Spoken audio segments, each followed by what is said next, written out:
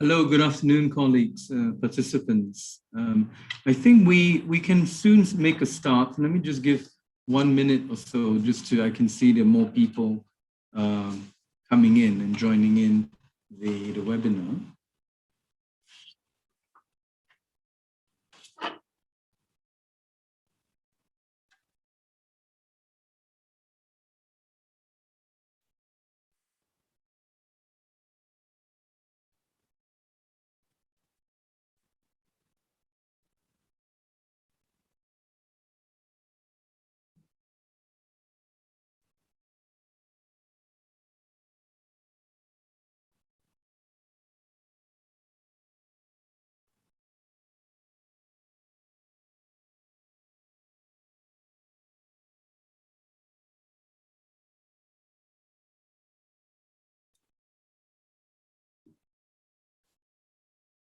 Okay, well, let's start again. Good afternoon, everyone. My name is Ho Lim. I'm Director for Trade and Environment Division at WTO.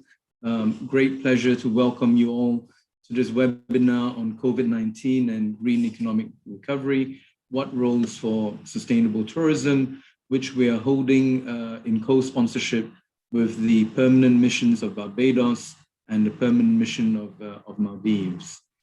This webinar is a joint effort between the Trade and Environment Division and the Trade and Services and Investment Division of the WTO.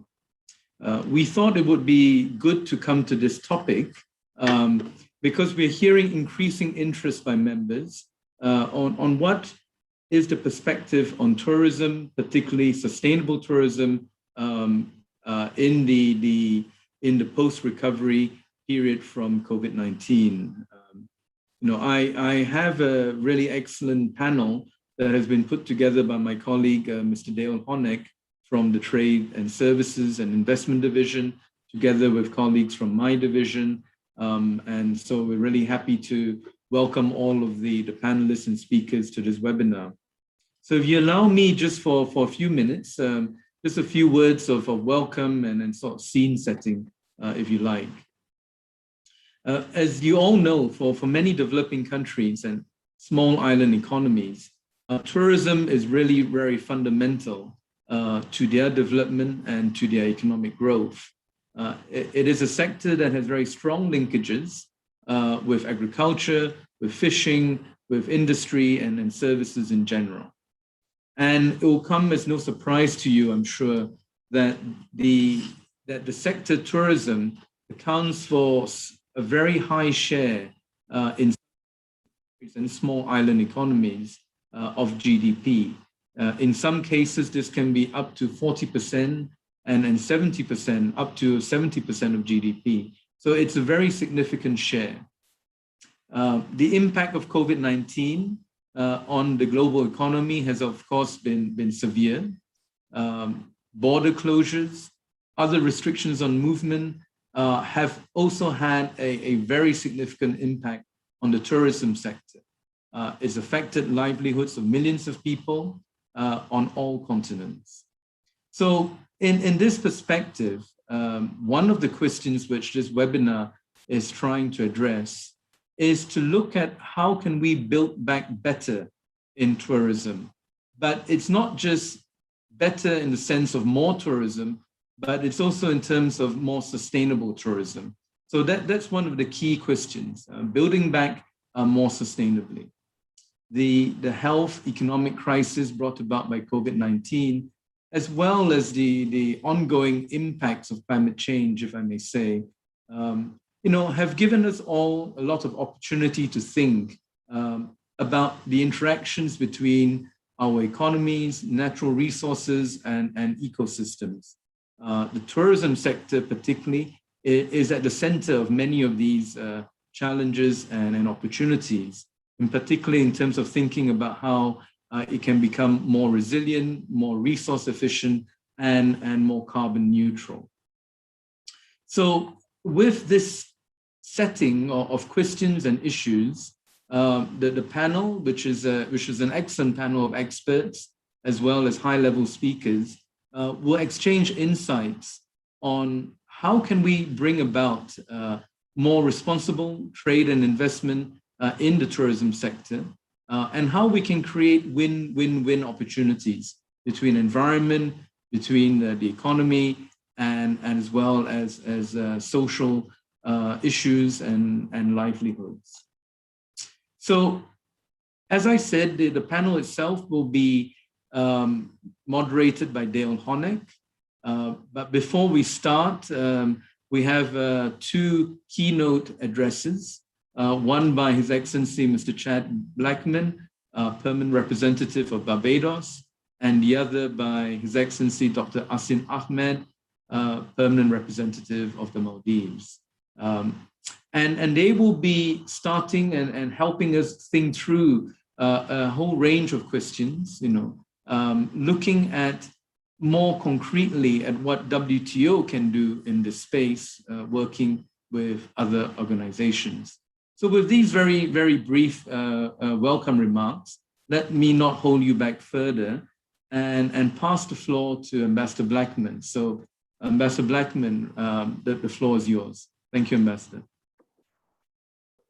Thank you very much, Director. Excellencies, colleagues, ladies and gentlemen, it certainly is a pleasure to briefly speak to you on the issue relative to the vulnerability of SIDS in the context of the global climate change and the way forward, particularly in terms of achieving sustainable development through green recovery, and of course, wrapped in the whole pursuit of ensuring that we have a strong, resilient tourism product as we go forward. Now, given our priorities and a continued championing of these issues, both at Capitol and throughout the entire multilateral system, Barbados is therefore very pleased to co-convene this timely and important meeting with a fellow SIDS, namely Maldives, who also continue to champion these causes.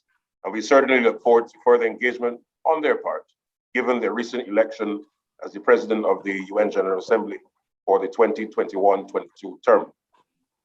There's no doubt that small island developing states are largely defined by the inherent challenges which are associated with high economic and environmental vulnerabilities to exogenous shocks, small size, including remoteness from main markets, lack of diversification in many respects, and also dependence on a few advanced markets, high dependence on trade, and also high levels of indebtedness. It is also a very precarious time for small island developing states. At the onset of the economic crisis that has emerged from the COVID-19 pandemic, it has shown now what has meant for this group of countries, the SIDS, that they're exposed currently to two challenging situations. Firstly, confronting the realities of what is meant to be on the front line of climate change, and also enduring the harsh effects of the economic crisis. These have had severe and continue to have severe consequences on the achievement of sustainable development objectives within these countries, and state and the quality of life for future generations are also our growth and economic prospects lie in the balance as a result.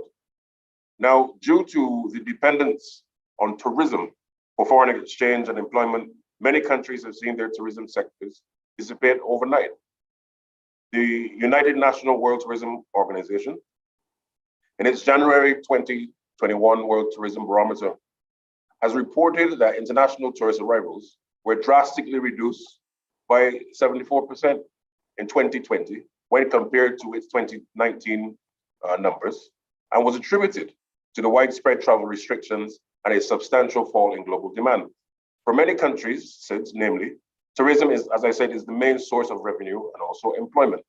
It is estimated that the value added from the tourism value chain accounts for nearly 30% of SIDS GDP. And in some individual cases, it can account for in excess to 40% of GDP. We've heard our director treat to this already.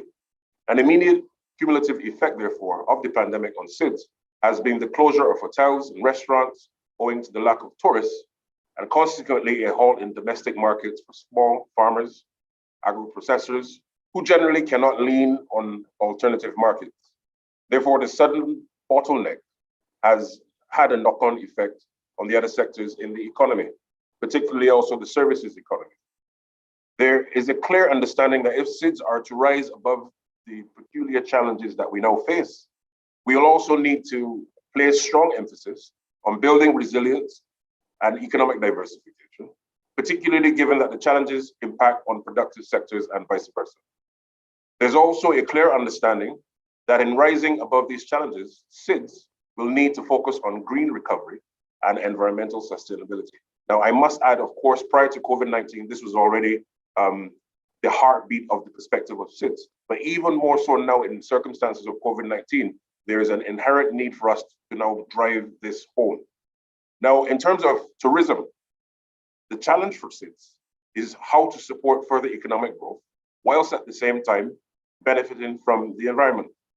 The solution rests not only in the hands of the tourism officials in our capitals, but will require countries to ensure that sustainability elements are at the core of every aspect of industrial and investment policy, including at the sectoral level. It will also include a diversification towards new and sustainable and higher value-added services and creative economy sectors, and information and communication technology, manufacturing intensive sectors, and renewable energy sources. Now, in terms of financing, a very critical aspect of this, the pandemic has forced developing countries to make difficult choices on how to allocate or divert their limited financial resources, which have now become weighed against the actual COVID-19 response, climate change, adaptation, development objectives, and other critical budget expenses. Now, I pause there because when you place it within the scenario of countries already being highly indebted, many of whom are either middle-income jurisdictions or high middle-income jurisdictions, you're precluded on that basis from the necessary concessional finance. So therefore, the debt burden to be able to treat to the COVID response whilst also ensuring that your population can now have a buffer, because in circumstances where there's no high unemployment because of highly tourism-dependent economies, you start to see a very grim picture. But of course, there's hope. We have to collectively put our thoughts together and move forward in the multilateral system in achieving these objectives. The pandemic, therefore, has, as I said, exacerbated the level of external debt taking on by developing countries over the last year, and also pushed a number of SIDS towards debt distress. Cannot emphasize that enough. Now, prior to the crisis, as I said, the number of SIDS already at high levels of debt distress was incredibly high. Barbados, for example, in 2018, had the third highest in debt level globally. Now, the international community, including the World Bank and the IMF, have establishing debt relief programs and funds to assist low-income countries in easing their debt burden and also to assist in the recovery from the economic crisis. What is needed, however, is a broader mechanism of debt relief, which would allow for vulnerable SIDS, despite their income level and the lack of the necessary fiscal space to respond to the extraordinary need for liquidity in the economy, to also be afforded the opportunity for debt relief. The absence of more all-encompassing debt relief facilities in the near future, or the reversal of the current trends coupled with a dramatic increase in financial inflows, could result in severe debt distress and unsustainable cycles of debt for some members of the SIDS group.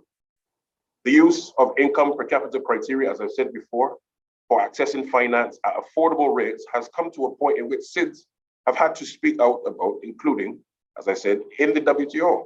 For many of our countries in the SIDS group, particularly those that have graduated out of receiving concessional loans and grants, as it had meant that a number of SIDS are increasingly being marginalized.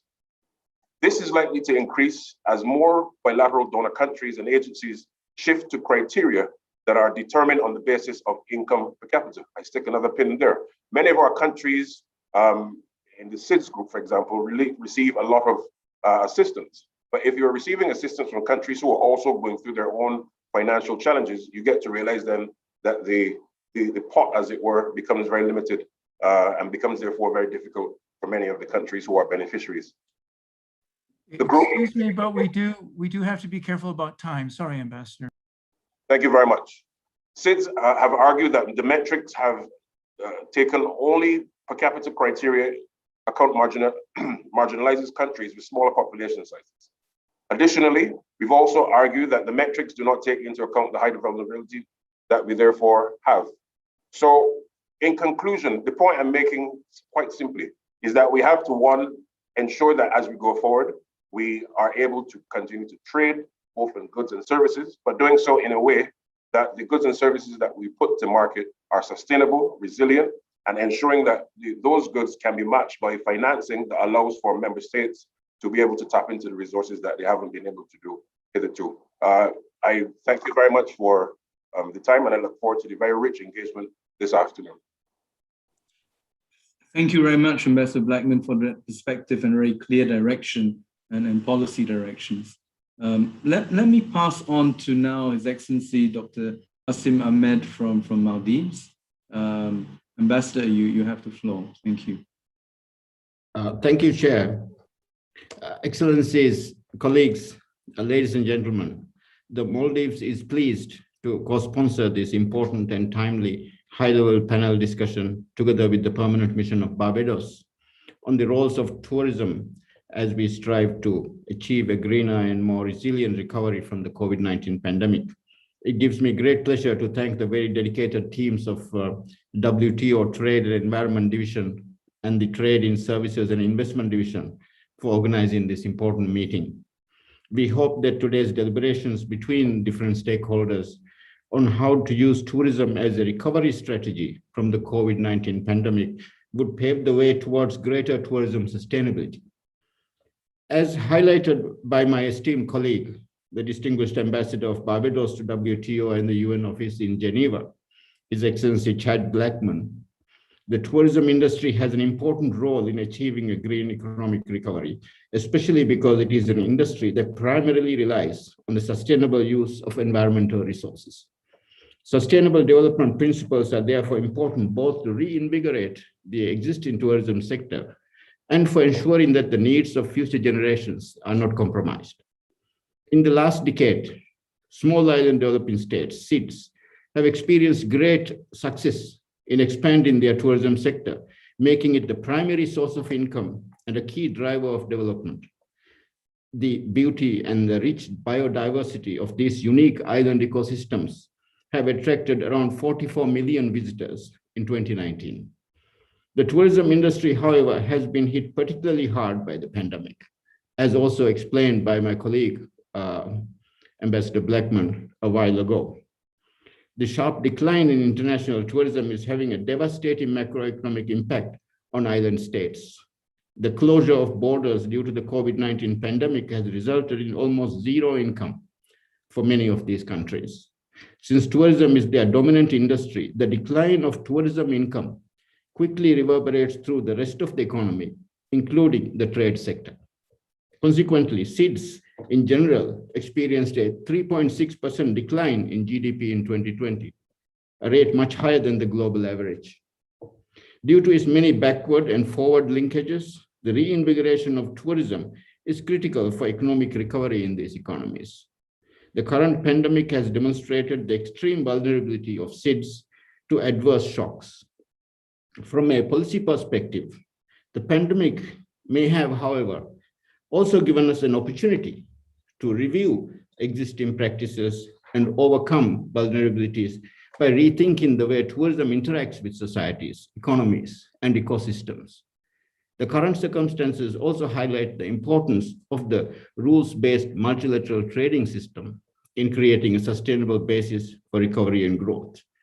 In my remarks today, I will focus generally on the Maldives best practice to facilitate sustainable tourism and focus in particular on three important areas.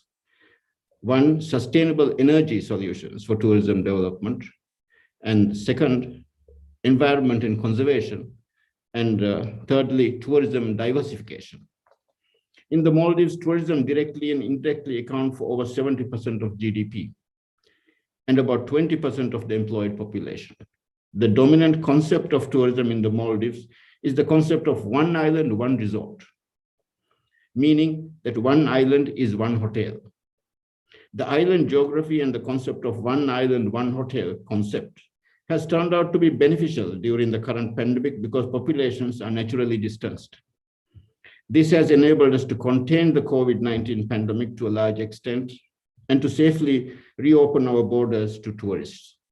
The concept of self-contained resorts mean that all utilities and services must be produced on the island, making it crucial to have a reliable source of energy. Understandably, it is very costly to connect all islands within a national power grid. Therefore, all resorts have developed its own power supply and water and sewage systems. In recent years, several resorts in the Maldives have promoted sustainable, eco-friendly, and responsible tourism by investing in renewable energy to power their resorts. Many resorts have introduced solar power in many areas of public utility. Some of the new resorts are being built using sustainably sourced materials, have integrated solar panels in their infrastructure, and uses desalinated seawater, which would in turn reduce their carbon footprint and contribute to sustainable tourism model. Excellencies, the President of the Maldives, President Ibrahim Mohammed Solih, announced a target of net zero emissions by 2030. To achieve this target, renewable energy sources such as solar PV hybrid energy systems are established throughout the nation, presently generating over 31.5 megawatts of power. The widening use of these technologies in turn reduces cost and increases accessibility, including for the tourism sector. It is vital to develop innovative environmental policies that will contribute to advance sustainable tourism and achieve SDG 7 on access to affordable, reliable, sustainable, and modern energy for all. Excellencies, colleagues, the Maldives, being a large ocean state, has implemented several measures to safeguard our island ecosystems and instituted measures for the sustainable use of environmental resources. Protecting our islands and atolls with its rich natural resources would have a positive impact on the tourism sector, which would in turn benefit the economy. To ensure sustainable use of our natural resources, the government of Maldives plans to declare 20% of Maldivian seas protected by 2030. This plan falls under the worldwide initiative of the Global Ocean Alliance to protect at least 30% of the global ocean as marine protected areas by 2030. The Maldives is also committed to phase out single-use plastics by 2023. In December 2020, President Ibrahim Mohammed Solih ratified the 18th Amendment to the Export-Import Act of the Maldives. According to this amendment, starting this month, on June 1st, 2021, the import of goods declared as single-use plastics is prohibited. This initiative will enable the Maldives to steadily phase out single-use plastics by 2023, one of the government's key environment pledges. The plan encompasses regulations on the import, production, and sale of selected single-use plastic products and is being rolled out in stages. Furthermore, the government of Maldives has developed several important legislation, policies, and guidelines to preserve the environment in the development of tourist resorts. One of the key aspects is to maintain the built-up area of any resort at 30% of total land area. Furthermore, building guidelines require the height of structures to remain below the vegetation profile of the island. Additionally, the Maldives Tourism Act regulates the felling of trees, and environment impact assessments are required for resort development. Nature conservation, Excellencies, is another important area of environmental protection and has important implications for tourism development and green recovery.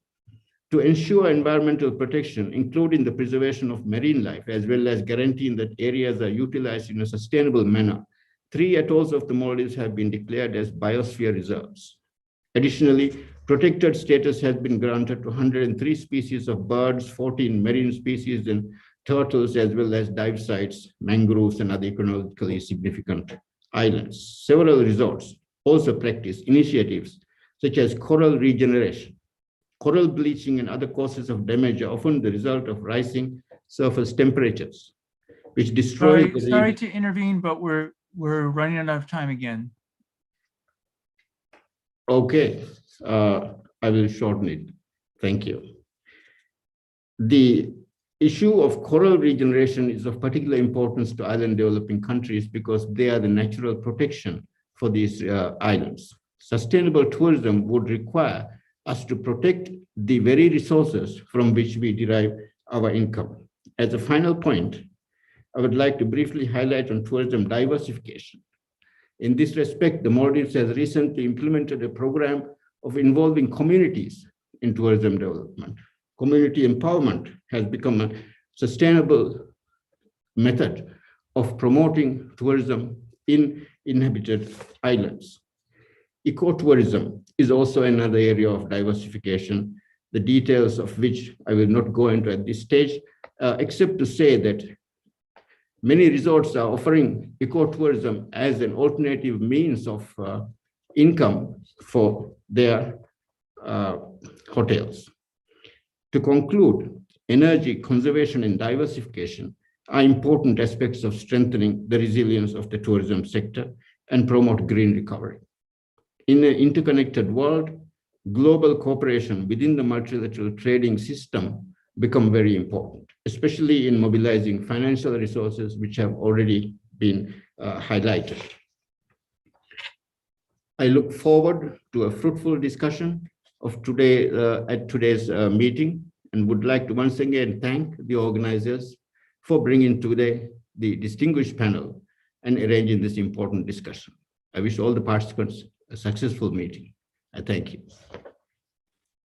Thank you very much, Your Excellency. And firstly, let me apologize to the both of you for us being so rudely interjecting. It was mainly just to ensure that we have enough time for the panel, but your remarks are really, really excellent, and thank you for all those insights. We have an opportunity to post everything on our website, so we will post your full remarks as well on the link for the event. Thank you very much. Let me, many of the things you raised are certainly going to be providing lots of food of thought for the panel and all the excellent examples given as well. So let me, without further ado, pass to Dale, who will be moderating the session. I hope you will be able to stay on for at least some of the discussions with the panel. And thank you again for your support. Thank you. Hi, everyone, and thank you very much to both ambassadors for very excellent presentations. And I do apologize for being so harsh, but we do have a lot of presentations, and I need to be very strict about keeping the time limits for everyone. So I will introduce the presentations one by one, and in order to help keep our allotted times. Our first panelist is Zorica Irosevic from the World Tourism Organization. She's the representative to the UN in Geneva, but also the Director of Institutional Relationships and Partnerships. She's going to set the scene with an overview of both COVID effects and some of the responses. Zorica, you have the floor.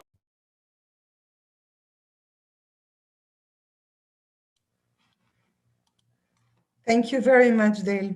Good afternoon and good morning to everyone, because we have colleagues joining from the Pacific Island that are very eager to listen and to learn today. Ambassadors, I think you have really set the scene. It could not be better done. And I think that both Barbados and Maldives are really great examples of being able to rebound and to be very innovative and creative in keeping, I can say, above the sea level in going through the crisis.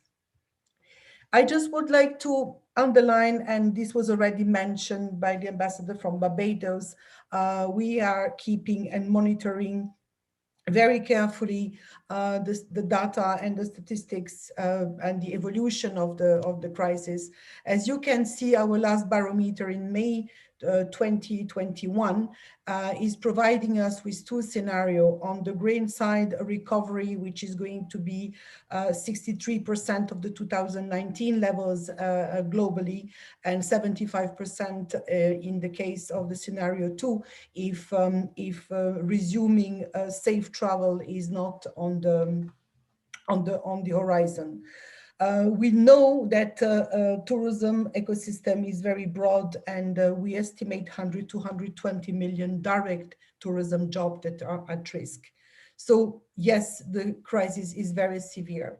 What is quite interesting to see as well is the experts that were interviewed for our barometer. It's about 350 people, key resource people all over the globe. And what are the drivers of recovery? And we all see that travel restrictions are really, really one of the most important elements to overcome. And we still know that alignment for travel protocols is not only in the hands of the tourism portfolio, governance ministries, but very much in civil aviation and health ministries. So we definitely try to promote an intergovernmental dialogue for aligning, not only at the country level, but as well at the regional level with travel public health corridors agreements with the ICAO and others. So this is really very important. Of course, the virus containment is essential. And what we see is that what I just said, the lack of coordinated response among countries is really the major obstacle. Now, lower consumer confidence, just for informing you, today that we have launched a regulatory framework for consumer protection, which was adopted today by member states. This is going to be a key element for bringing more confidence for people to purchase their travel and to be protected. The economic environment, Minister from Barbados really underlined it very well.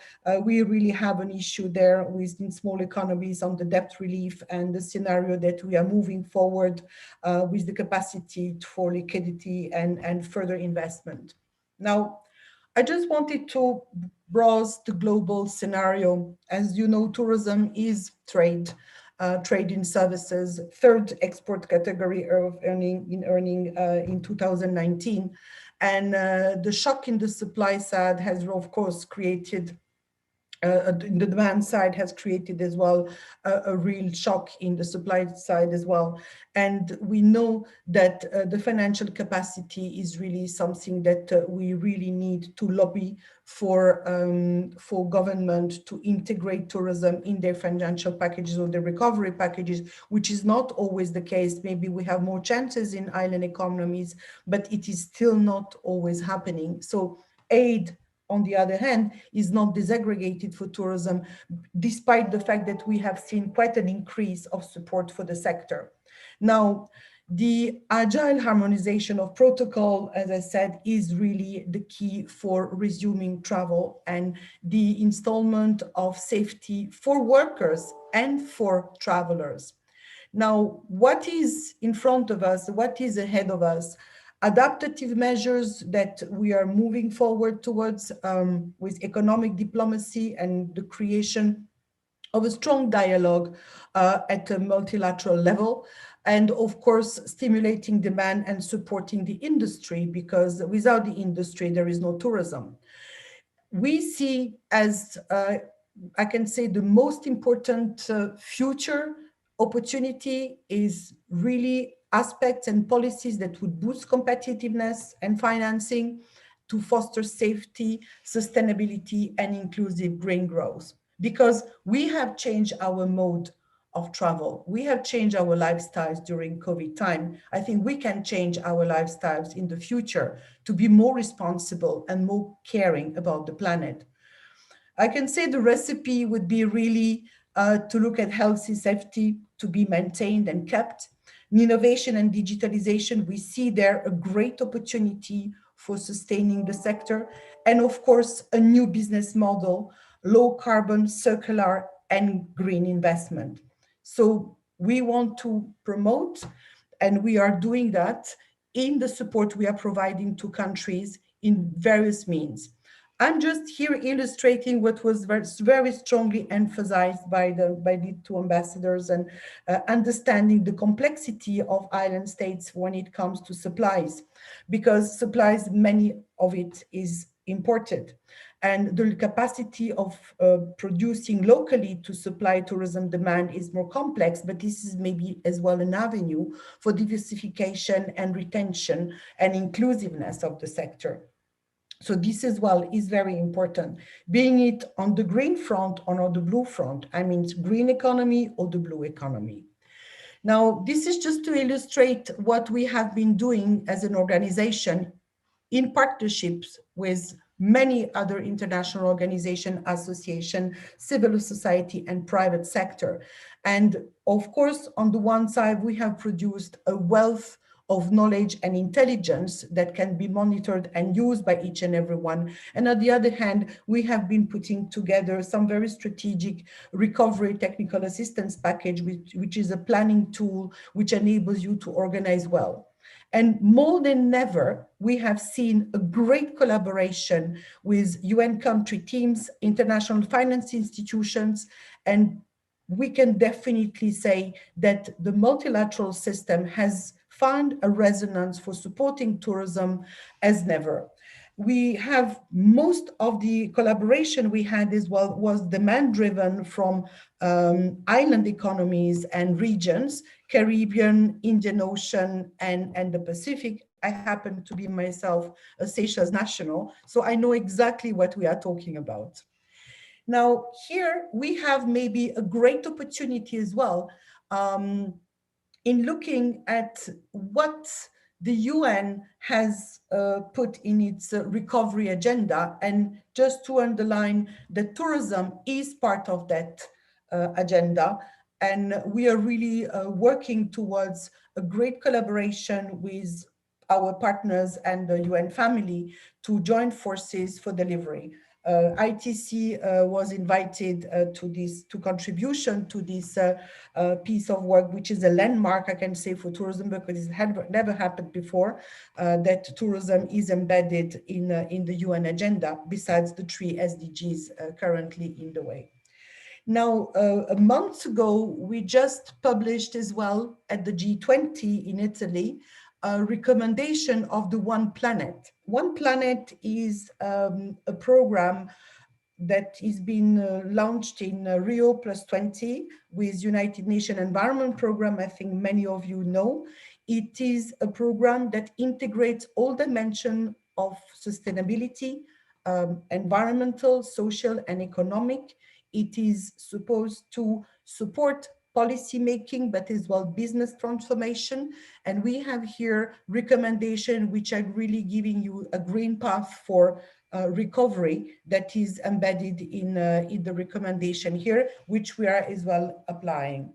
And of course, measuring sustainable tourism is essential because we need standards, we need the capacity, and we need to look at indicators from the baseline where the progress, and in order to adjust and shape right policies. Now, what we overall recommend is, I just have illustrated in one slide, but I think that for me, one of the most important aspects to understand is that if we do not have the financial means to sustain any ambition in green or blue growth in low carbon, we will not go far. And I think this is something that needs to be absolutely taken into consideration when it comes to the present, the short future, and the long-term future. The competitiveness that is going to stem from the green investment is definitely going to be part of the paradigm for building resilience. And I think that this discussion today maybe can be an eye-opener. and can only sustain the efforts that we are trying to pull together with the member states, and as well continue advocating in that sense. And I would just underline, we have currently, and I have the web link here with UNFCCC, we have a survey on climate action in tourism. We really strongly encourage you to fulfill the proposal, and looking forward to the discussion. Thank you very much. Thank you very much, Ziritza. And we do have a slight change in the program, in the sense that our speaker from Colombia has been asked to be acting Vice Minister of Tourism, and so she's not going to be available. However, she is going to be replaced by the advisor to the Vice Minister, Cristina Restrepo. So Cristina, if you're there, I see, you have 10 minutes. Please take the floor. Thank you, Dale, for the introduction. And well, hello to you, to my fellow panelists, and to everyone that is joining us. It's a pleasure to be a part of this conversation on sustainability and tourism. I should probably start by mentioning that in Colombia, we have been working very hard towards placing sustainability at the center of decision-making in tourism practices and policies. So in this presentation, I would like to tell you a bit about Colombia's vision for sustainably transforming tourism. And first of all, I would like to start with this quote by the Secretary General of the UNWTO, who recently said that sustainability must no longer be a niche part of tourism, but must be the new norm for every part of our sector.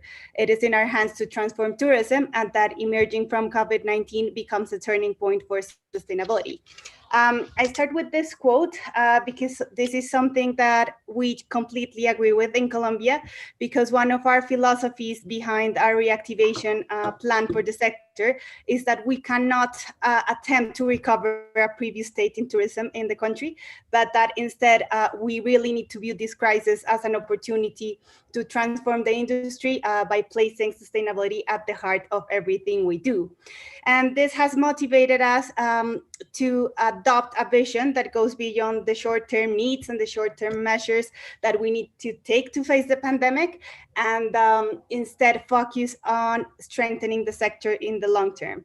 And this means that now more than ever, we need to understand that sustainability is a competitiveness factor of both businesses and destinations worldwide. We are basically convinced that in the long term, sustainability and competitiveness are basically the same things. And this is a central principle to everything that we are doing. We really believe that if we want to maintain destinations' attractiveness, to increase the economic opportunities that tourism offers to local communities, to preserve the integrity of these communities, and to guarantee the industry's overall sustainability, we necessarily need to place sustainability at the center of tourism activities. However, what we have seen is that tourism's growth before the pandemic, had increased its environmental impacts and had generated a series of negative environmental externalities that need to be taken into account by the various actors of the tourism value chain. And these negative externalities are, increasing carbon emissions, intensive energy use and low use of renewable and non-conventional energies, high levels of water consumption, high volumes of solid waste pollution, discharges of untreated wastewater, and actions that threaten biodiversity and ecosystems. We found a lot of data that shows the magnitude of these negative externalities, but what we see is that in general, if the sustainability dynamic of tourism does not change in coming years, the environmental impact of the sector will triple by 2050. So with this in mind, we started to ask ourselves this question, which is, okay, so what type of tourism do we want for Colombia? And the question was whether we wanted a tourism sector that is driven by a short-term market vision and that seeks growth at the expense of the country's natural resources, or we wanted a tourism sector that places sustainability at the center of tourism activities. So in response to this question, we did two things. First, we launched Colombia's Sustainable Tourism Policy, which is called Together with Nature. It is published in English as well as in Spanish, in case you're interested in reading it. And one of the things that supported our idea of developing this policy was that when we looked at the World Economic Forum Travel and Tourism Competitiveness Index, we realized that we were very well positioned in the natural resources pillar of the index because, as you can see here, we are ranked 19 out of 140 countries. But the problem is that if we look closely, this position doesn't positively correlate with our position in the environmental sustainability pillar, which is, in which we are ranked 52 out of 140 countries. And what we believe is that we should be better equipped to preserve and protect those natural assets that we are also recognized for. So with this in mind, the overall goal of the policy is to strengthen sustainability in Colombia's tourism value chain in order to improve its competitiveness, guarantee the preservation and responsible use of natural capital, and generate greater added value and differentiation for the country. The policy has 4 target audiences and a strategic objective for each of this, because one of its principles is that sustainable tourism development is a shared responsibility between all stakeholders. So these target audiences are national and local governments, entrepreneurs and businesses, travelers and consumers, and local communities and residents. We developed a strategic plan to 2030, which is basically, well, a roadmap that is comprised of 6 strategies, which will be implemented via 14 programs, 32 projects, and 140 policy actions. The strategies seek to target the main challenges and barriers that we have identified for sustainable tourism in the country. And these strategies are, well, the following. First, strengthening information for sustainable tourism management, which seeks to increase the amount of reliable information to inform public policies and government decision-making. The second strategy is building a strong governance framework for sustainable tourism, which, among other things, seeks to increase the levels of coordination between the tourism sector and the environmental authorities, and to increase the sustainability principles that are incorporated into tourism planning and management. The third strategy is promoting investment and innovation. The fourth is advancing the business sector's sustainable and responsible management of the natural capital through mitigation, control, and offsetting measures. The fifth strategy is creating a sustainable travel culture in Colombia, which means fostering responsible behavior and consumption by travelers. And the sixth strategy is positioning Colombia as a sustainable tourism destination and in strategic markets. We also decided to complement this policy with a corresponding legal framework. So last year, we presented a bill to the Congress and issued a new tourism sector law, that is the law 2060 of 2020. And it has 4 main components, one of which is sustainability. And sustainability is such a main component of the law that the law's objective is actually to promote sustainability and the implementation of mechanisms for the conservation, protection, and sustainable use of tourism destinations and attractions through the creation of incentives, the strengthening of quality, and the adoption of measures that promote the transformation of the sector.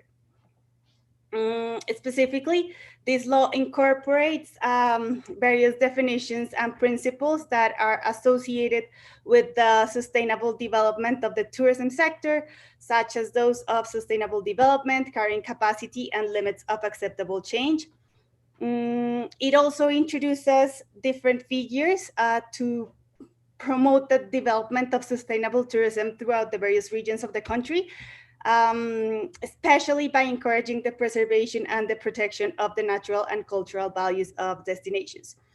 This new law also introduces new economic incentives for the investment in tourism conservation projects and new sanctions for negative impacts on the environment.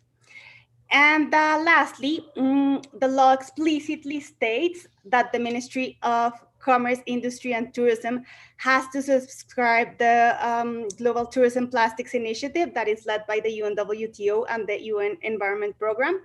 Well, this with the aim of solving the problems associated with the use of problematic and single-use plastics. One more minute, please. Yeah, I'm just finishing. So like, this is not just something that we want to do. So it's now a legal mandate that we need to do so. And the law also requires the national government to develop public-private partnerships focused on climate change mitigation and adaptation, very much in line with some of the projects of the sustainable tourism policy. And the law requires local authorities to develop sustainable tourism plans, which are a tool that we're going to use to guarantee that the national sustainable tourism policy will be implemented at the local level and to ensure destinations' overall sustainability. Yes, so with this, I reached the end of my presentation, and I thank you very much for the invitation. Perfect timing. Thank you, Christina. Our next presentation is by Dr. Sue Snineman. She's the Director of Research at the School of Wildlife Conservation, the African Leadership University. And she has a very interesting new report on the wildlife economy. for Africa to introduce us to. Sue, you have the floor.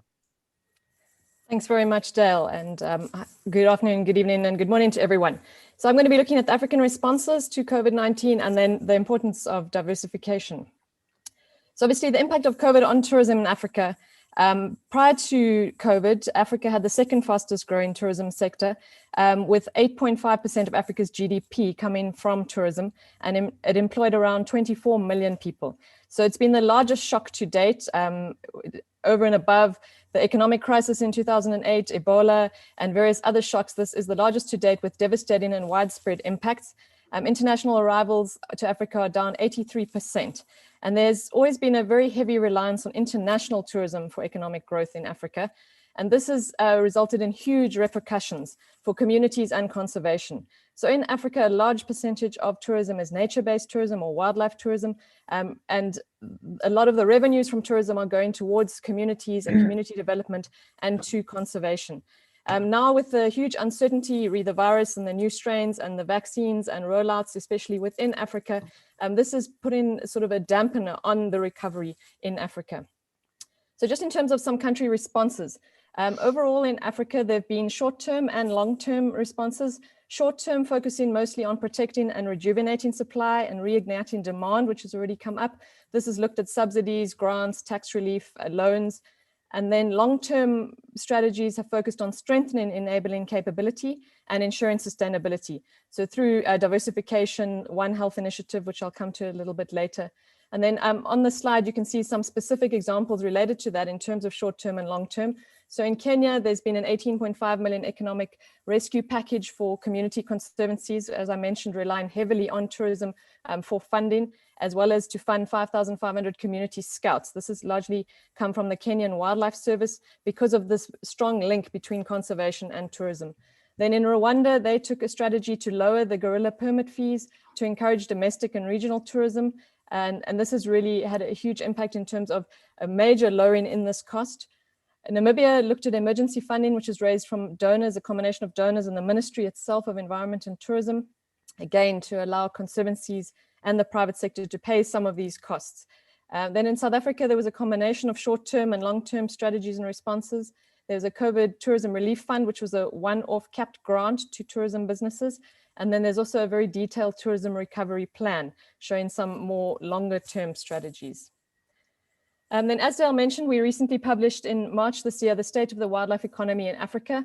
Just to define wildlife here, we've defined wildlife as a combination of fauna and flora, marine and terrestrial, so covering all of nature's natural resources. And then the wildlife economy uses these resources aligned in as an economic asset, which aligns with conservation objectives and development. So there has to be a key link between the activities contributing to conservation and development, which has been coming up a lot so far already today. And in the report, we look at different activities. So we look at photographic tourism, hunting, wildlife ranching, carbon, non-timber forest products, as well as some other innovative wildlife economy activities. And the key with this is diversification to build resilience and sustainability. So as you'll see here, large number of countries, particularly in Africa, focus on ecotourism, which we've defined here as non-consumptive photographic tourism. And then you have this combination of other activities that countries are looking at. So how we look at it is the stock is the wildlife in this case, and then the flow is these different activities that are engaged in the wildlife economy. So some countries are using a lot of non-timber forest products. So things like coffee, honey, wood products, non-wood products, sorry, and then hunting, ranching.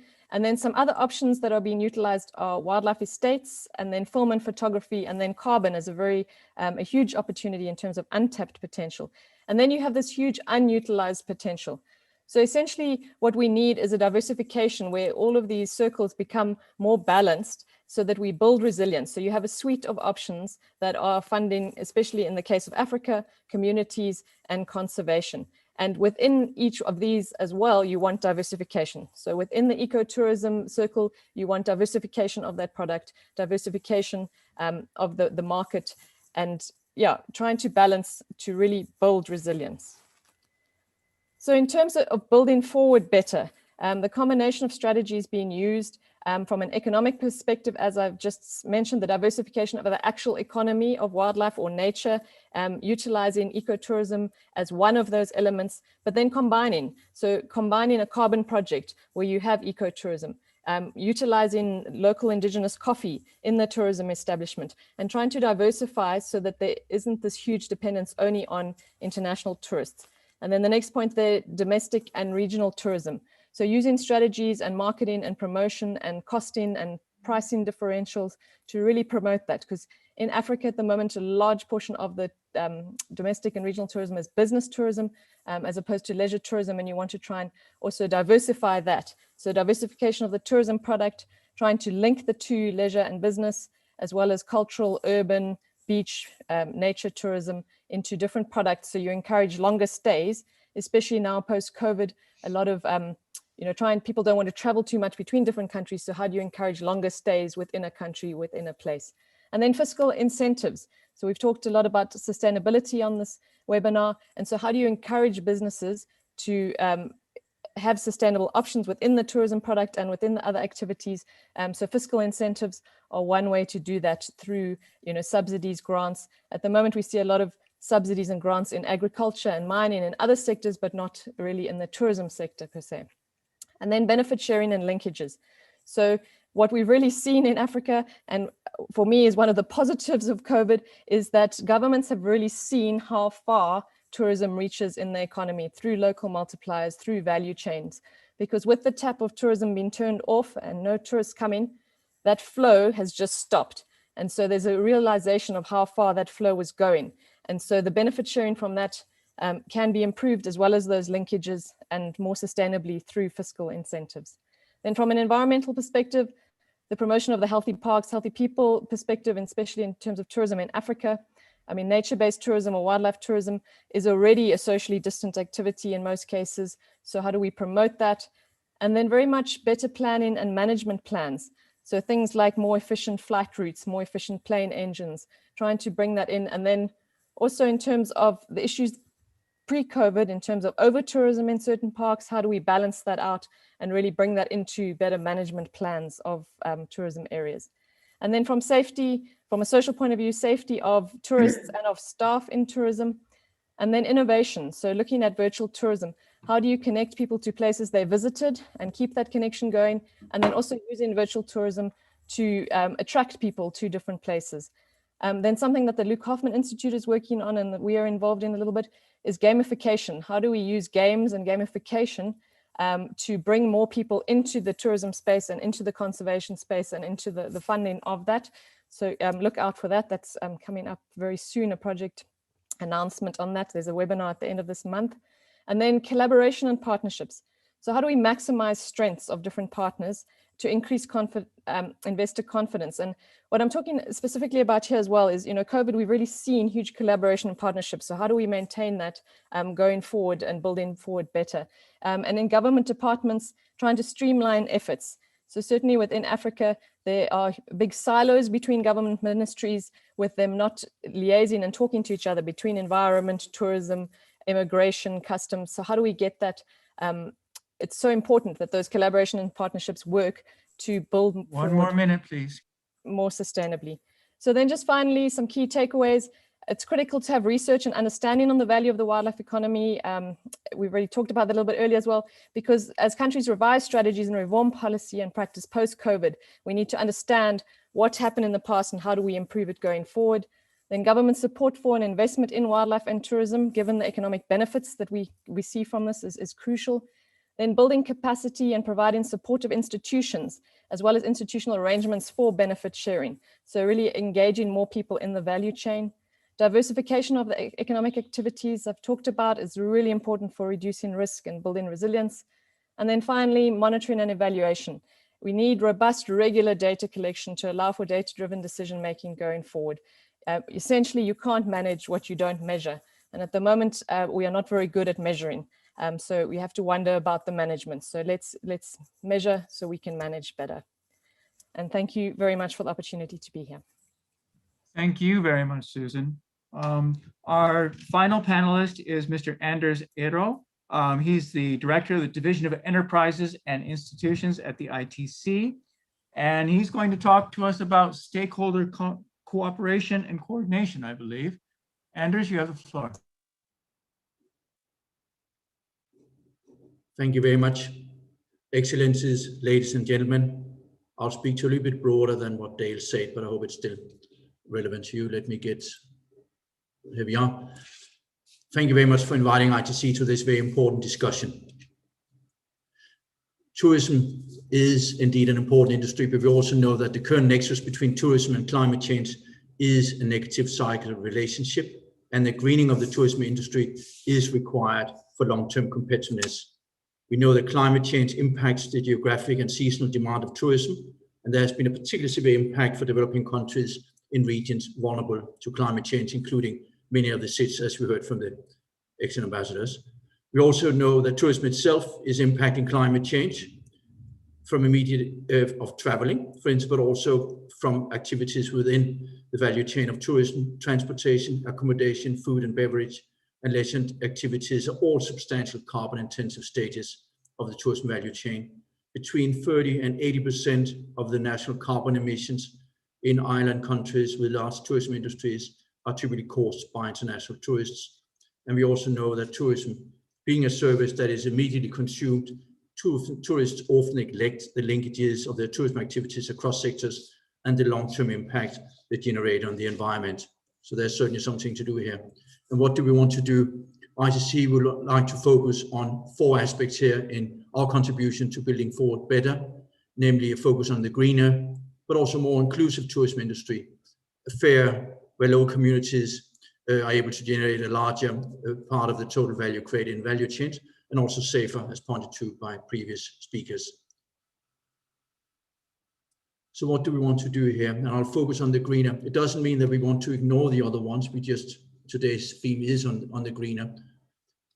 As I've already mentioned, green ecotourism as a business opportunity, as we heard from Colombia, formulation of sustainable strategies for destinations, helping green and be environmentally more friendly, help down-to-earth green operations, particularly of those with high carbon footprints, stronger focus on circularity, including water, sewage management, garbage management, and also where we can influence support to more effective carbon offsetting mechanisms, and certainly also encourage sustainability investments.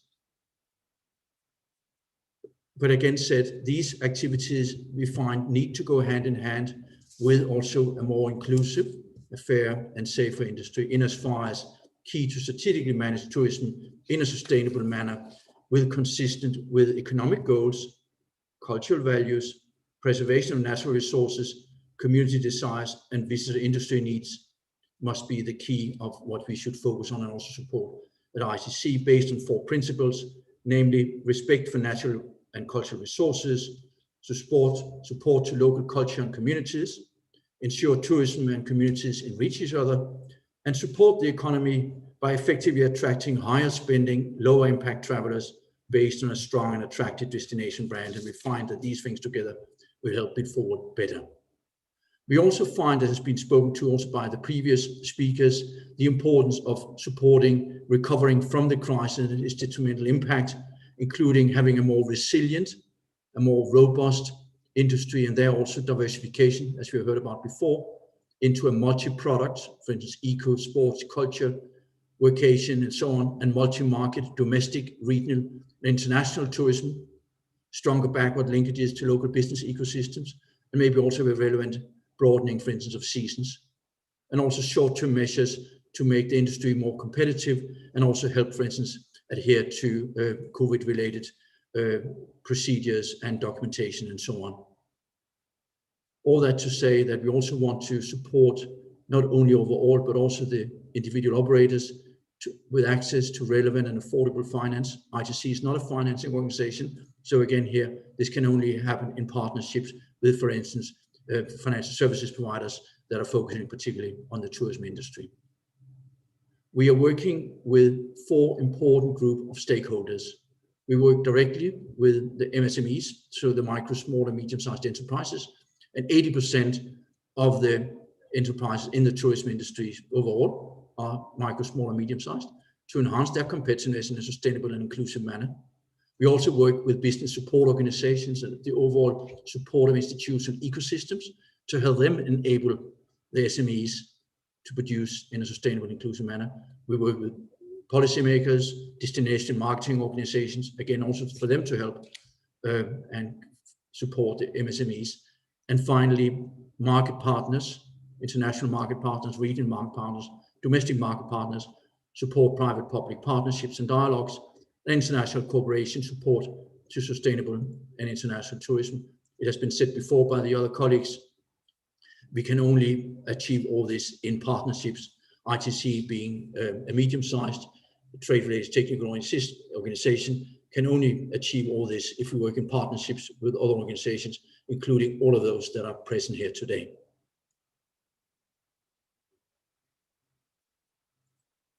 And let me give an example from Southern Africa, how we do this. We work, it is from Eswatini, we work with establishing cultural centers where we use culture as a link between urban and rural areas. We work in specialization and inclusion, working with enterprises to upgrade their operations and services to create links to tourism. We improved product development, food safety and quality infrastructure, help promote digitization, upgrading of enterprise capacity. We do training programs on agritourism for youth, entrepreneurs, MSMEs, and also labor. And we work with policymakers to strengthen policies and industry coordination and collaborate for enhancing linkages with tourism. And we have marketing and branding campaign and supporting commercialization of offers to local, regional, international markets and strengthen linkages to responsible investors. And all this we do currently in a project funded by the EU in Eswatini, aligned to the Eswatini post-COVID strategy and economic recovery plan, where we build capacities in the hospitality industry and promote entrepreneurship, also to ensure better job and livelihoods opportunities for young people and women and poor communities, promote access to business opportunities and market through digitalization. We heard before the importance of innovating and also use digital in that context, promote lifestyle products that tourism relate to, experiences and services that are ethical and responsible. And again, also, as has been mentioned before, focus on not only international tourists, but also national and regional tourism and segment offer within the country in relation to address the various segments. And also help the small producers adapt their services to meet requirements of digitalization and answer to trends, needs, and demands in a post-COVID-19 world.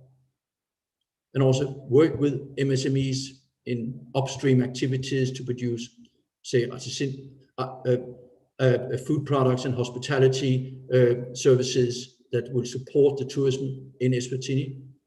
And then also, and certainly not least important, activate cultural networks from farm to fork and leverage social enterprises to promote linkages between industries, so between agribusiness, hospitality, and services. In that sense, also strengthen backward linkages between tourism, ag, and services.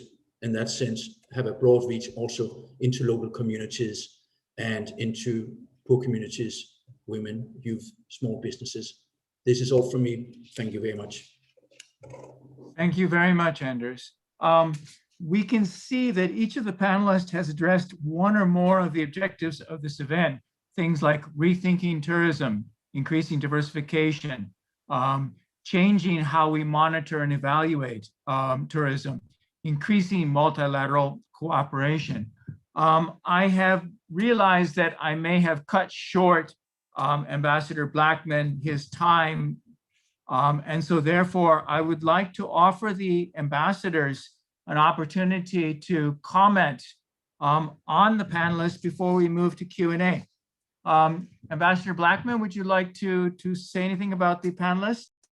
Yes, thank you very much. Quite briefly, what I would say is that it is very clear that there has to be a very coordinated approach amongst the stakeholders across the world, and particularly through the multilateral system, to ensure that we reach the targets that we need to attain.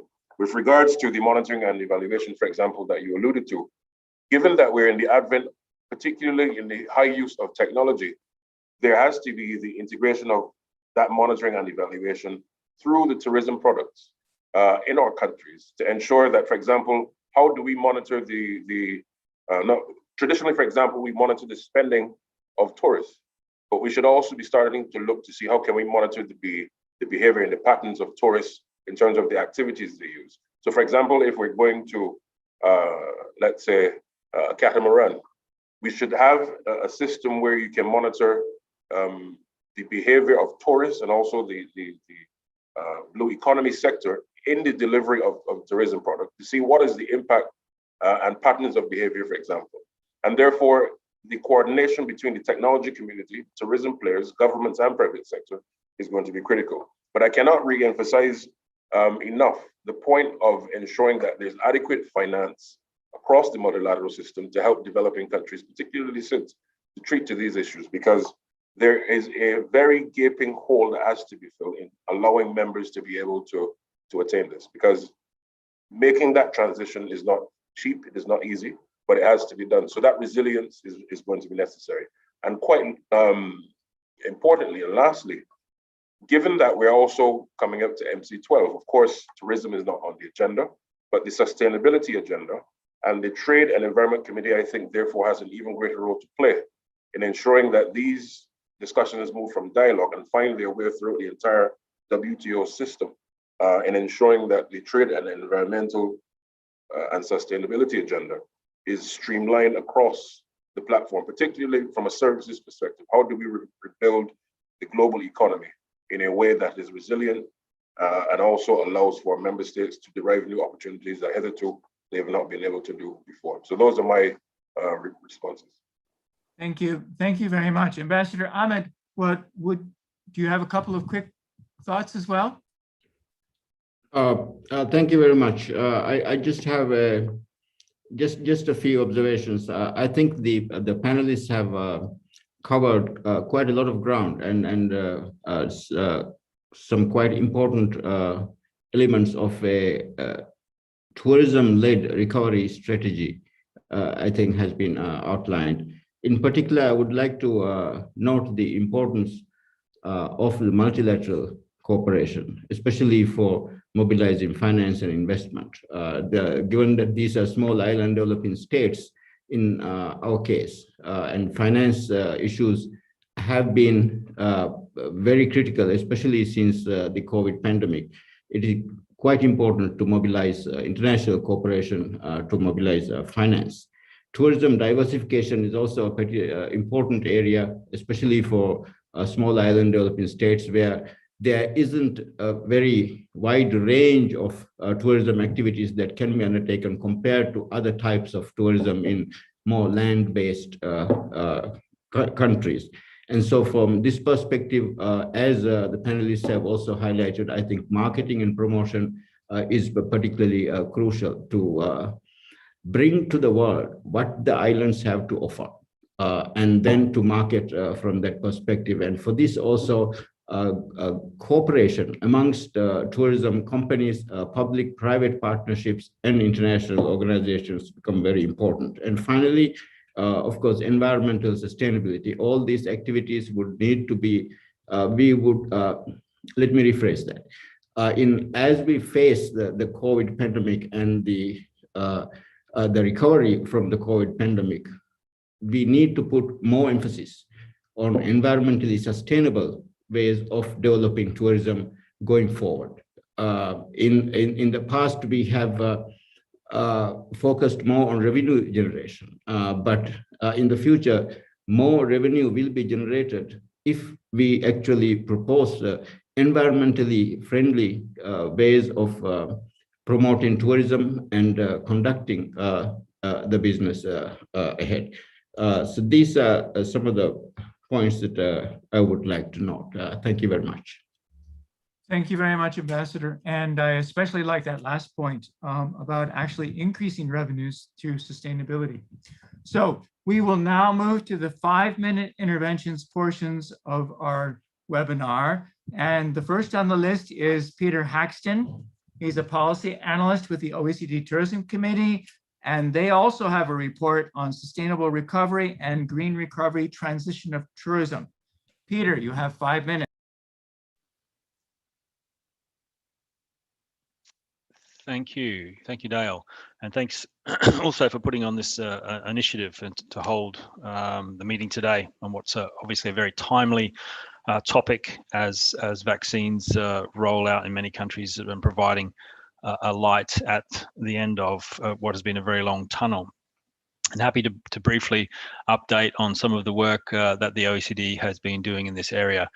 Firstly, just like to thank the panelists for their interventions, which I thought were all very, very interesting.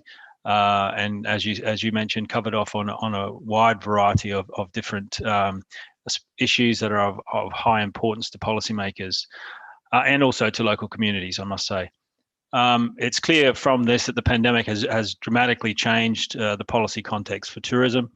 The immediate challenge is to minimise the negative impacts of the crisis and to foster the return of safe travel, including through the use of multilateral approaches, as the ambassador suggested, and as was suggested by Zaritza, the UNWTO. And the OECD has contributed in this regard through its Safe International Mobility Initiative, which was endorsed earlier this month, or in May, I should say, at the ministers' meeting in Paris. The report that you mentioned just now, Dale, was recently published. It's the Managing Tourism Development for Sustainable and Inclusive Recovery.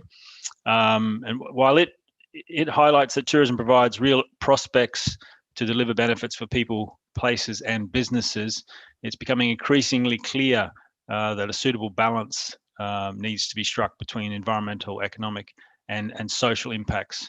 As the sector starts to recover from the crisis triggered by the pandemic, innovative policy solutions are needed to mainstream sustainability in tourism policies and business practices and address the potentially damaging impacts that tourism can have on the natural environment and maximize the benefits for host communities.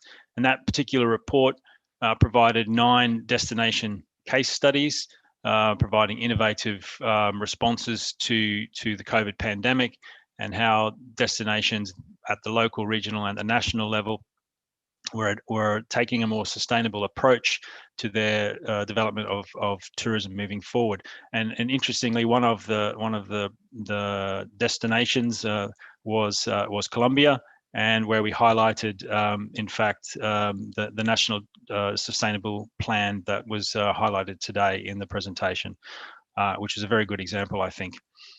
So I think it's fair to say that we all recognise that the pandemic presents an opportunity to rethink the tourism system, to promote the low carbon transition that will be needed to build a stronger, more sustainable and resilient tourism economy. And the Tourism Committee in its 2021-22 program of work has an activity on supporting the transition to a green tourism economy, and that will focus on how to support that transition that improves the environmental outcomes while delivering benefits to local economies and communities.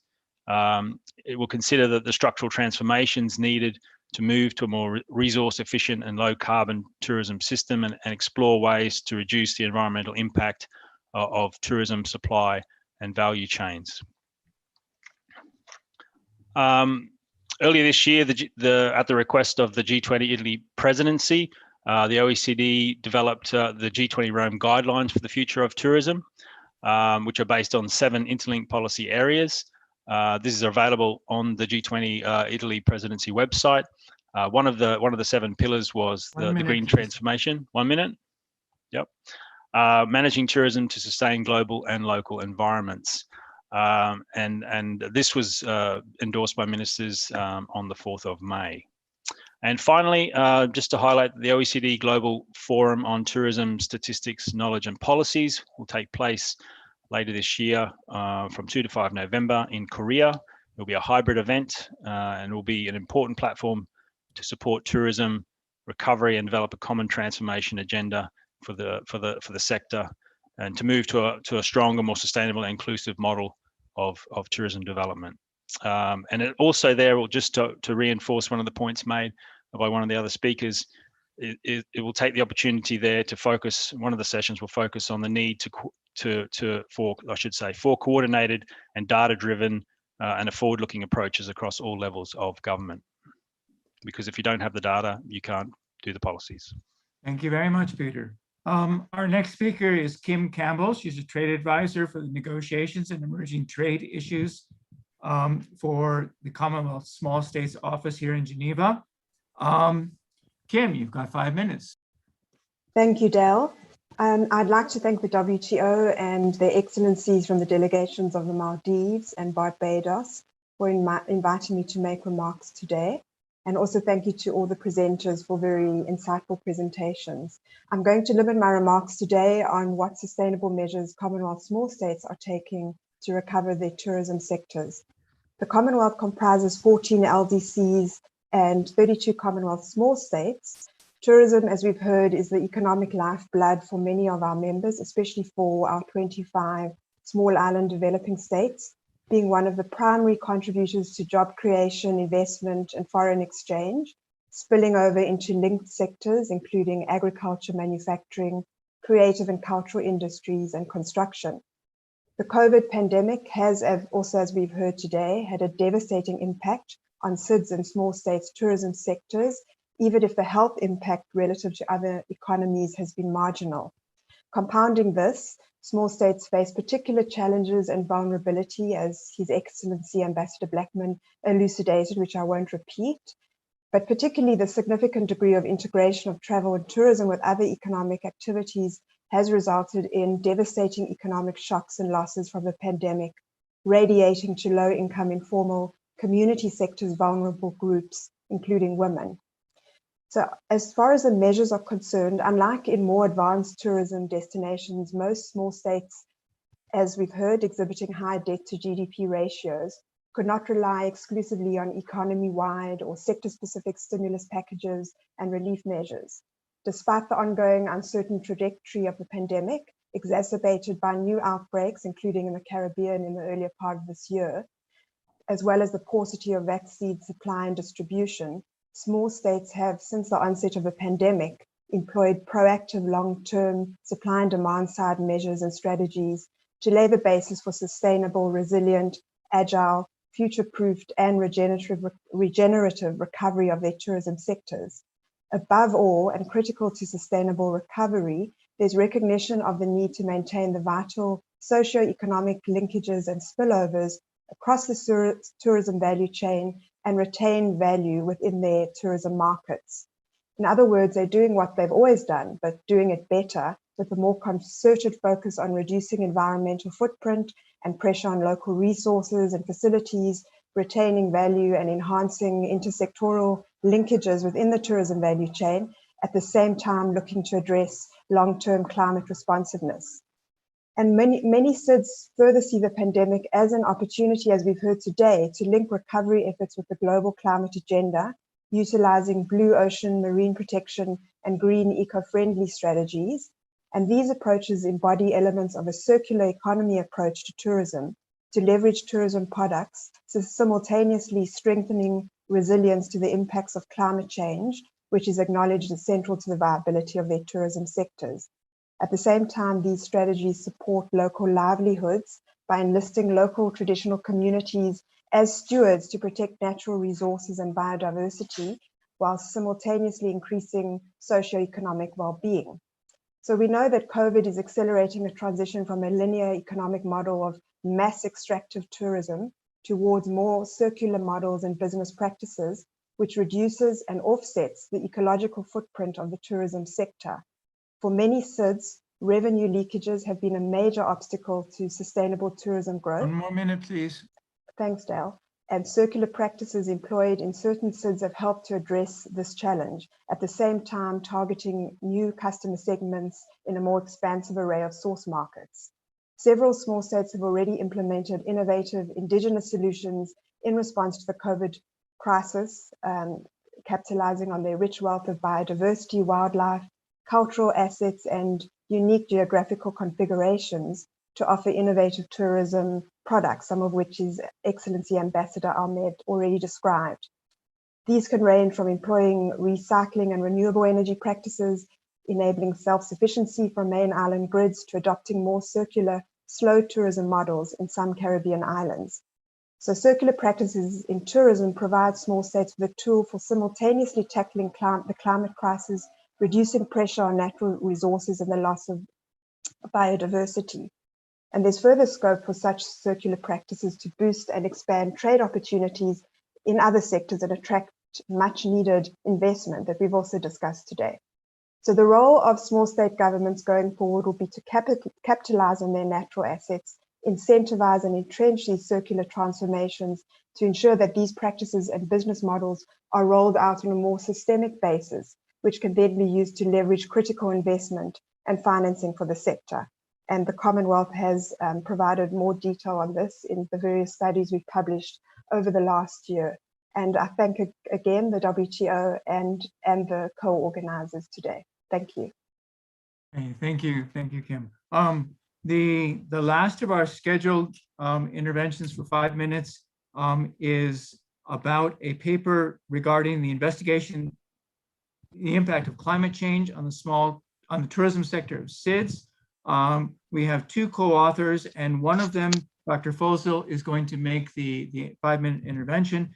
And then we also have, after this, a request from the World Bank to introduce their new report. So, Dr. Fosel, you have 5 minutes. Yes, thank you. Thank you for allowing us to share, to do this presentation. So I'm Dr. Fosel from the University of Mauritius, and the co-author of the paper is Professor Bhupen Sitana.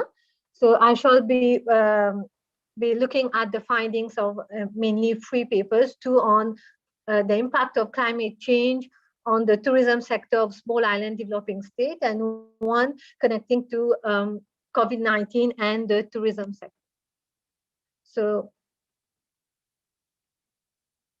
the tourism sector, as we know, it is vital for the development of small island developing state. This sector, it has provided a flow, it provides a flow of foreign exchange, create employment, both directly and indirectly in the small island developing states. And the tourism sector, it offers lots of opportunities for economic diversification. So the tourism sector, however, is seen to be affected by climate change, and it remains a climate sensitive industry. So island economies like Mauritius, predominantly tourism-led economies, are more likely to be affected by the changing climatic conditions and their consequences. So if we look at this conceptual framework that we prepared on a paper for climate change and tourism, we can find that climate change, it leads to different types of environmental degradation, and this in turn affects tourism and in different ways. And now there is also the argument where tourism themselves, when they go to other countries, host countries, they contribute towards environmental degradation like pollution, waste problems, CO2 emission, and as a result, there is climate change. So we can find that there is a bidirectional causality between climate change and tourism development. So the methodology that we used for this paper was a data set of 20 small island developing states. And we used 2 proxies, mainly temperature and precipitation as climate variable, to look at the effect of climate change on the tourism development. Mainly what we found here was that the result, it shows that there is a negative effect of both the temperature and precipitation variables on tourist arrival. And moreover, the short-run result shows that environment degradation, it negatively affected tourist arrival. And interestingly, we can as well argue that tourist arrival also negatively influenced the environment. Now, relating to the paper on COVID-19 and tourism. So initially, we found that with COVID-19, there has been a drastic fall in tourist movement, and a number of environmental improvements have been identified. These include a significant reduction in pollution level and greenhouse One more minute, gas, please. and a drastic fall in the volume of air travel restriction on the movement of people in motor vehicles. So the study by Stana and al, they found that now tourists, they prefer less crowded nature spaces, and they also privilege mostly those destinations offering green and ecotourism products. So in terms of policies, we found that Mauritius does adopt an integrated approach to sustainable tourism development through comprehensive standards that include all aspects of sustainability, mainly management, social, cultural, and environmental. So responses to climate change should be mainly coordinated and integrated with existing policies of socioeconomic development and environmental conservation to facilitate sustainable development. Also, digitalizing the tourism sector will contribute towards green economy and will also promote sustainable development. The Mauritian government, You will need to conclude, please. yeah, already working in this direction. So finally, the adoption of the sustainable tourism standard will be beneficial as it will ensure the protection of the biodiversity of the island and preservation of ecological balance. Also, digitalization at a faster rate is recommended. So thank you for your attention. Thank you very much, and I'm sorry to rush you there. Our last request so far is from the World Bank, and they have a new report, as I mentioned. It's called Banking on Protected Areas, and we have one of the key authors, Urvashi Narvin, and you have 5 minutes. Thank you very much, and good afternoon to Ambassador Blackman and to Ambassador Ahmed, and to all the panelists, and good morning, good afternoon, good evening to all the participants. Thank you very much for this opportunity. I know it came at the last minute, and we really appreciate the time from the WTO to share some of the key findings of our new report, Banking on Protected Areas, promoting sustainable protected area tourism to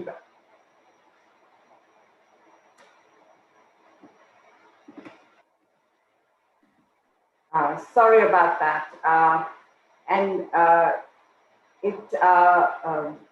And so why did we do this report? Today, there is a lot of talk, rightly so, about the impact of the pandemic on the economic fallout.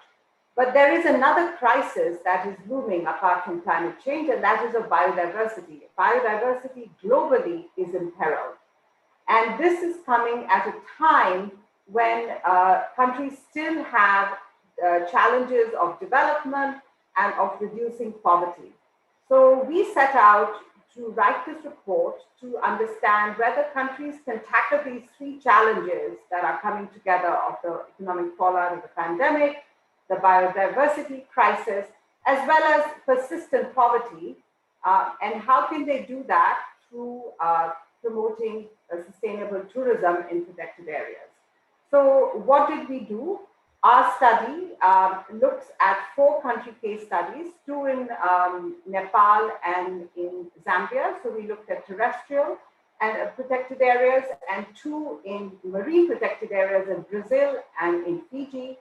And we implemented a model to assess the economic benefit. So a lot of people have talked about the need to measure. And we set out to do an economic assessment to understand the economic impact of tourism in protected areas on the local economy, so that people who benefit directly from tourism and also people who benefit indirectly through the stimulation of economic activity. And we wanted to do this to make the case that protected areas are good for conservation and they are good for development as well. So what did we find? What were our key messages? There are 3, namely that promoting sustainable protected area tourism is good for economic recovery, it's good for economic development, and it is good for biodiversity conservation. But this will not just happen. Governments need to implement, have to provide investments and also policy, and to manage some of the negative impacts that can fall on communities. And finally, you need comprehensive economic measurement, assessments in order to understand how this can be maximized.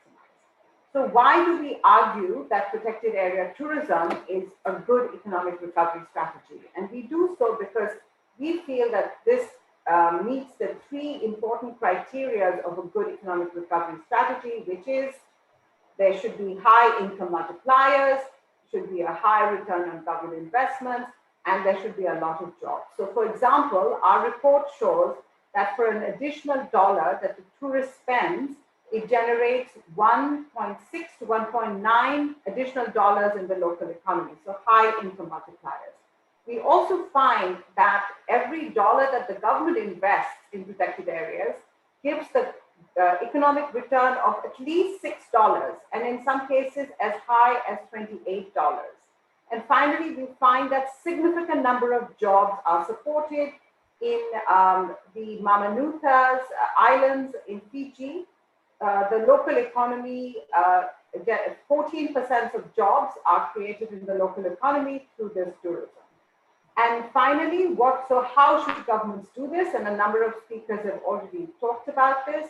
We talk about investing in these protected areas. We talk about protecting the small and medium enterprises and putting in policies to build back better. So let me stop here, but I would urge you to go and read more about these findings, and you can find our report on the web. Again, it's Banking on Protected Areas. Thank you very much again for this opportunity. Thank you very much, Avasi. So I don't think we have any more requests for Q&A. I will try to wrap up a little bit, and then if anyone wants to make a final concluding remark, you're welcome to do so. I think what we have seen is that we've really had an excellent webinar with a huge amount of information. And despite the fact that I pushed the panelists so hard to keep time limits, we had so many panelists, we only scratched the tip of the iceberg, so to speak. And there is a lot more information to discuss, a lot more information to be presented. I have asked the presenters to give some links for background documents. These will be put on the website of the Trade and Services and Investment Division. And I think the most important issue is that I hope we will encourage further dialogue about sustainable tourism, both in the context of the Committee on Trade and Environment and also the Committee on Trade and Services. We have some discussions of tourism issues in the context of the special session, and I don't know if maybe the ambassadors wish to talk about those. And so I hope this is only the starting point. So as I've mentioned, all the background presentations, the recording, the documents will be put on the website. And so therefore, I think just to conclude from my side anyway, I'd really like to give a big thank you to our co-sponsors, Barbados and the Republic of the Maldives, together with their patience for me being so harsh on timing, to thank all of our panelists and our speakers, and of course, everyone out there who is participating and listening in, both on the web and on Zoom. To thank our interpreters, to thank the technical and administrative experts who made this event possible. And I'd like to give a special thanks to my colleague, Esther Rubio, who will soon be replacing me when I retire in October. So, ambassadors, you have the last words if you wish. Would anyone like to take the floor? Thank you very much. I certainly would simply wrap up by, first of all, commending all of the panelists for what I can only consider excellent presentations, very thought-provoking, very timely. And it's really now for us to now move the agenda forward by simply just getting it done, working together, deepening our cooperation efforts, and ensuring that we set targets that are achievable. But equally, we also have to achieve in a way that we've not done before. And that will require us to become visionaries in a way that allows for us to see beyond what we've traditionally done in terms of the sustainable agenda. So I think that we're on to a good footing, and we simply just have to get it done. Thank you very much. Ambassador Ahmed? Thank you very much. Thank you, Gary. May I also join Ambassador Blackman in thanking the panelists. I think we have had a very useful and very enriching discussion. This discussion is, of course, very wide-ranging, and there are a lot of topics, as the panelists have noted, that would need to be further explored. But we have, I think, touched on all the important areas, and it has been extremely useful discussion. I think this is also the beginning, as you have said, Gary. It's a starting point, and I hope it is a starting point for a new compact with sustainable development and environmental conservation in order to promote a green recovery. Thank you very much. Thank you. And I guess all that's left is to conclude and to say thank you to everyone. And we look forward to our next webinar and next sessions. Bye, everybody.